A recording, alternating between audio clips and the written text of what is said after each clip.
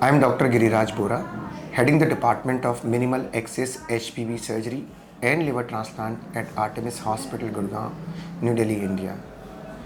So very frequently I come across a question that what are the recent advancements in the field of liver transplantation? Some high volume centers in the India, including Artemis Hospital, has made significant advancement in the field of liver donation.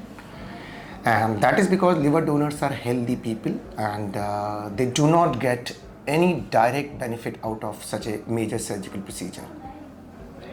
So because we know liver donation is associated with a major surgery and a big scar, which at times can be painful and ugly looking, we at Artemis hospitals are nowadays performing donor surgery by laparoscopic or through Da Vinci robotic technique.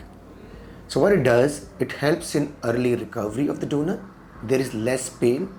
There is a scar which is much smaller in size and it is hidden behind beneath your undergarments.